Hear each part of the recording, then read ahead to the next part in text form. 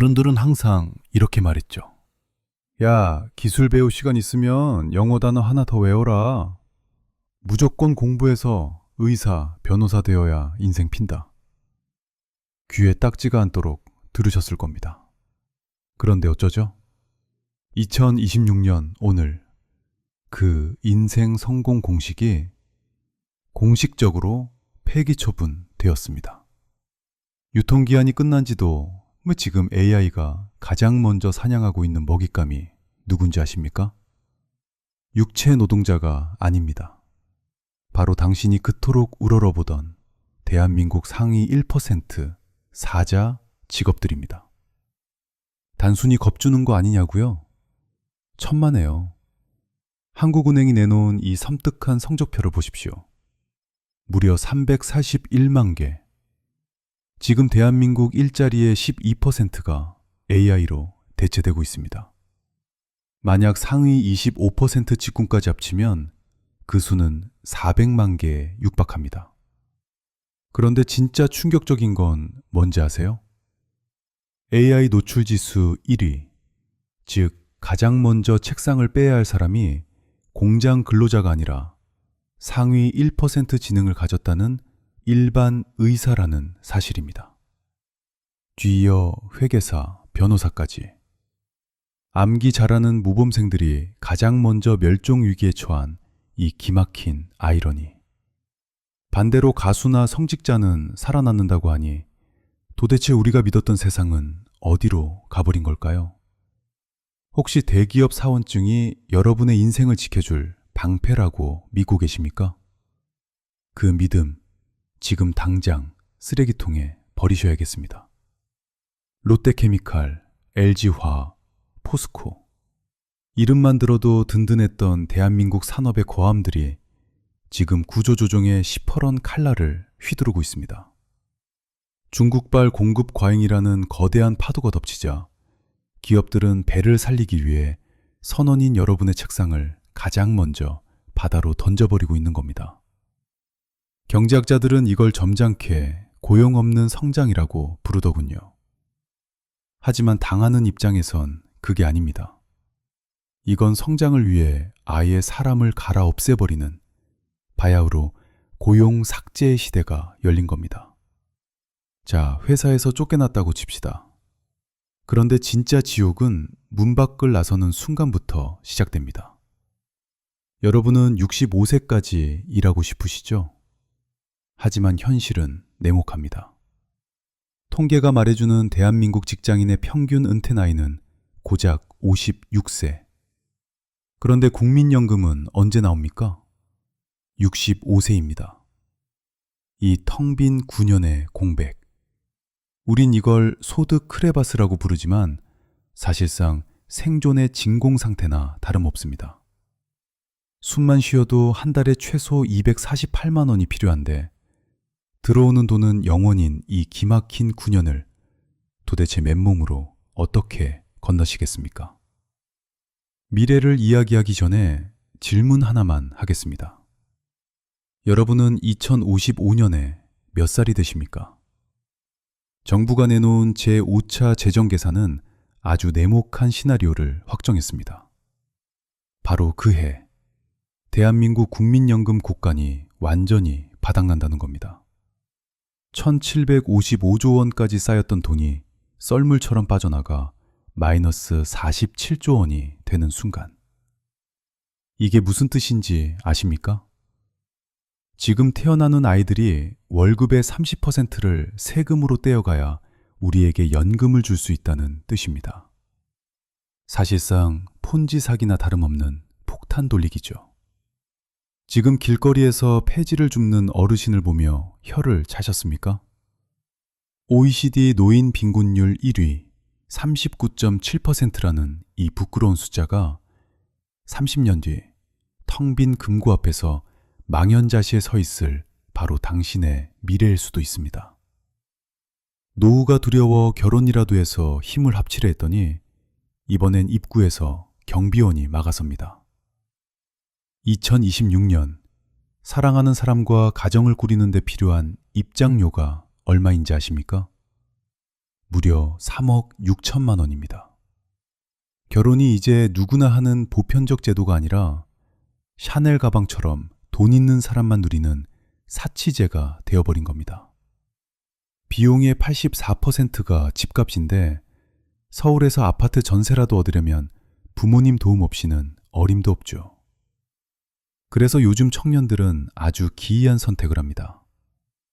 집 사는 건 이번 생에 불가능하니 차라리 1,000만 원짜리 초호화 신혼여행을 떠나는 겁니다. 내 집은 없어도 내 추억은 최고여야 한다. 이건 사치가 아닙니다. 거대한 자본의 벽 앞에 무릎 꿇은 청년들이 마지막으로 선택한 슬픈 마취제인 겁니다.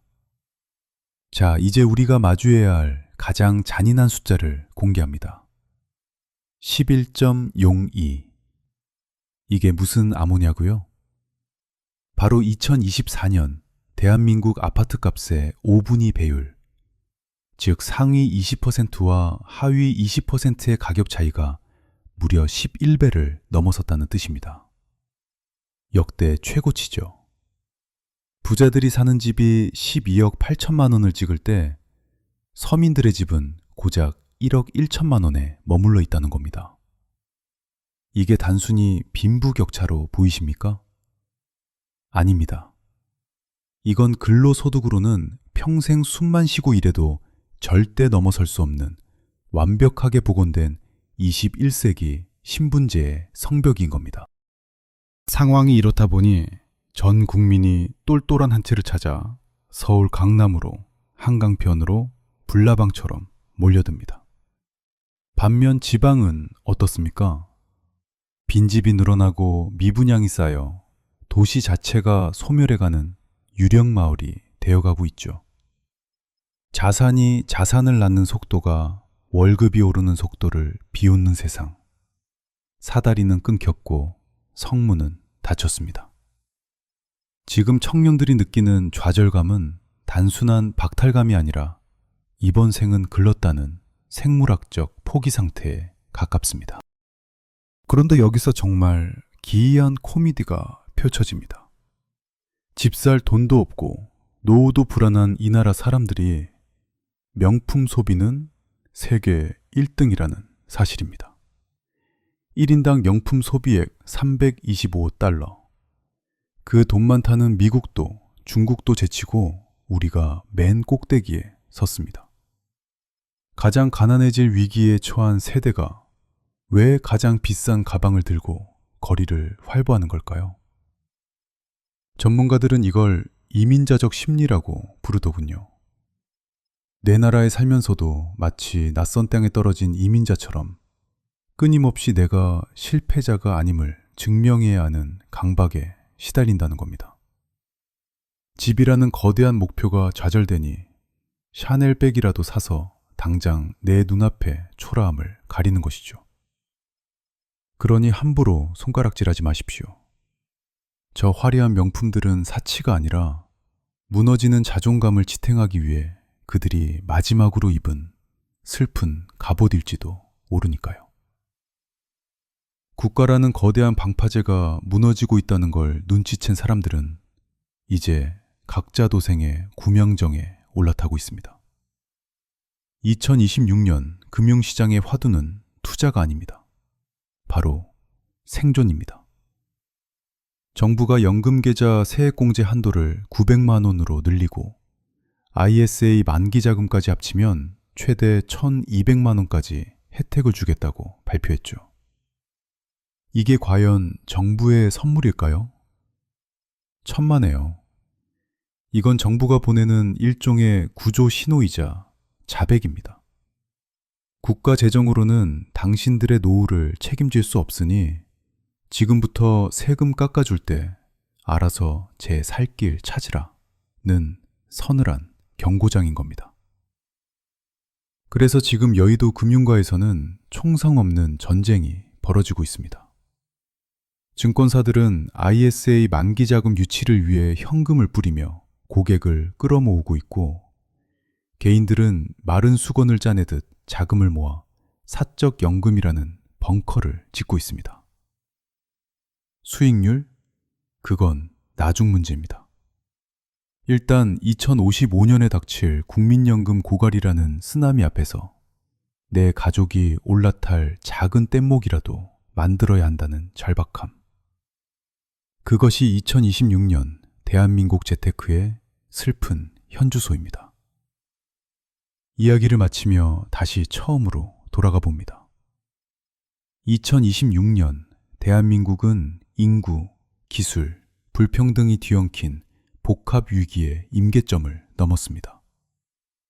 부모 세대가 물려준 성공의 사다리는 끊어졌고 우리가 믿었던 사회적 계약은 파기되었습니다. 의사는 AI와 경쟁해야 하고 청년은 3억 6천만 원이라는 장벽 앞에서 사랑을 포기하며 노인은 빈곤의 늪에서 허덕입니다. 이 모든 비극은 단 하나의 사실을 가리키고 있습니다. 지금의 시스템은 수명을 다했다는 겁니다. 이제 선택은 우리에게 남았습니다. 침몰하는 타이타닉호 갑판 위에서 마지막 순간까지 명품을 들고 바이올린을 켤 것인가?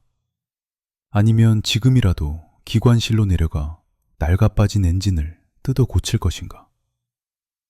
교육, 연금, 그리고 노동시장까지 모든 것을 원점에서 재설계하는 새로운 계약 없이는 우리의 내일은 오늘보다 더 처참할지도 모릅니다.